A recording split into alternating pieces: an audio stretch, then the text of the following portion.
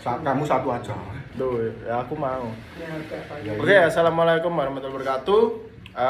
Perkenalkan saya Ramadan Oka dengan NIM K11 2024 00059. Di sini saya akan menjelaskan tentang transfusi darah. Transfusi darah sendiri itu adalah pemberian darah dari donor ke resipien untuk tujuan terapi. Resiko reaksi transfusi itu sekitar 6,6 sampai 10%, sehingga sebelum transfusi dilakukan screening HIV, hepatitis B dan C, sifilis dan malaria. Lalu tujuan dari transfusi sendiri itu meningkatkan oksigenasi jaringan, lalu hemostasis itu menghentikan pendarahan, lalu koreksi hipovolemia dan meningkatkan fungsi leukosit.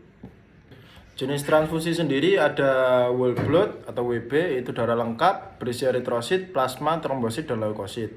Indikasinya adalah kehilangan darah akut 25-30%, lalu transfusi tukar neonatus, lalu kebutuhan volume dan komponen seluler. Kontraindikasinya itu anemia kronik dan hanya perlu volume plasma. Yang kedua itu ada packet red cell atau PRC, itu eritrosit pekat hasil pemisahan plasma dari whole blood. Nah, indikasinya itu ada anemia non-volemik itu dan juga meningkatkan kapasitas oksigen. Yang ketiga, West red cell, PRC yang dicuci NaCl fisiologis. Indikasinya itu reaksi alergi atau febris, demam, PNH, sensitif protein plasma. Lalu yang keempat itu ada leukosit reduce RBC. PRC dengan leukosit dikurangi 70-80%. Indikasinya itu transfusi berulang, terus alloimunisasi, leukosit dan trombosit. Yang kelima itu trombosit, itu didapat dari sitaferis atau manual. Indikasinya itu trombositopenia, lalu pencegahan pendarahan operasi besar. Kontraindikasinya itu ITP, DIC, sepsis dan TTP. Yang keenam itu plasma dan komponen plasma. FFP itu faktor koagulasi yang lengkap, lalu kriopresipitat itu faktor ke-8, lalu albumin itu shock hipovolemik, luka bakar dan albuminemia. Lalu ada reaksi transfusi dan klasifikasi berdasarkan waktunya itu akut paling lama 1-20 jam sampai 2 hari, yang lambat itu kurang dari 2 hari. Berdasarkan mekanismenya itu ada imunologik dan non-imunologik. Yang pertama imunologik itu febrile non-hemolytic transfusion reaction FNHTR, paling sering itu terjadi akibat antibodi leukosit atau sitokin. Gejalanya itu demam, menggigil, suhu naik 1-20 derajat Celcius, itu pencegahannya leukoreduction, West erythrocyte tadi. Lalu ada reaksi alergi anafilaktik akibat protein plasma donor. Gejalanya urtikaria, gatal, bronkospasme dan hipotensi. Terapinya antihistamin. Lalu reaksi hemolitik akut akibat inkompatibilitas ABO, minimal 10-15 ml darah. Inkompatibel sudah dapat menyebabkan reaksi berat. Lalu mekanismenya antigen AB donor bereaksi dengan antibodi IgM resipien. Lalu aktivasi komplement, lalu hemolisis intravaskular. Gejalanya itu demam, menggigil, nyeri pinggang, hemoglobinuria, DIC dan gagal ginjal. Lalu reaksi hemolitik lambat itu terjadi 3-7 hari pasca transfusi akibat antibodi RH, KEL, DUVI dan KIT itu menabrak dengan antibodi tubuh. Lalu mekanismenya hemolisis ekstravaskular oleh IgG.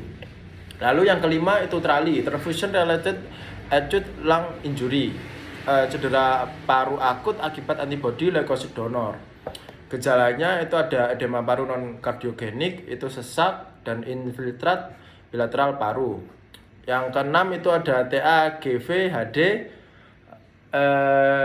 Yang keenam TAGVHD itu limfosit donor menyerang jaringan resipien imunokompromis. Yang gejalanya demam, ruam, diare berat, pacitopenia, kerusakan hati. Nah, pencegahannya itu iradiasi gamma komponen darah, lalu hindari donor dari saudara dekat.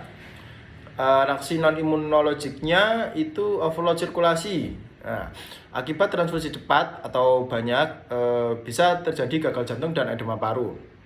Lalu yang kedua itu kontaminasi bakteri, sumber utama dari kulit donor. Gejalanya demam tinggi, takikardia, hipotensi, dan shock sepsis. Lalu ada intoksisasi berat itu pada masif transfusion hipokalsemia.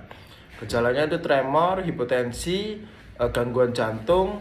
Lalu yang keempat itu hemosiderosis, itu akumulasi besi akibat transfusi jangka panjang.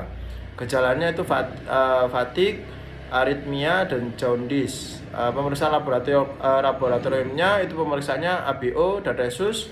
HB minimal klasifikasinya ya, klasifikasi dari pendonor itu pemeriksaannya itu ABO dan resus. HB minimal 12,5 gram per desiliter. Lalu pemeriksaan HIV, HBV, dan HCV, lalu sifilis dan malaria. Cross matchingnya yang mayor itu serum pasien dan eritrosit donor, yang minor serum donor dan eritrosit pasien. Dilakukan dalam fase salin, fase albumin, dan fase Combs indirect. Penata laksaan bila terjadi reaksi transfusi itu hentikan transfusi, lalu kirim kantong darah dan sampel darah pasien, uji ulang ABO dan resus, uji ulang cross match dan COMTES, dan juga pemeriksaan hemolisis. Lalu pencegahan terkait reaksi transfusi sendiri itu pemeriksaan pre-transfusi sesuai SOP, lalu penyimpanan darah secara benar dan identifikasi pasien dengan tepat dan hindari technical error. Sekian dari saya. Wassalamualaikum warahmatullahi wabarakatuh.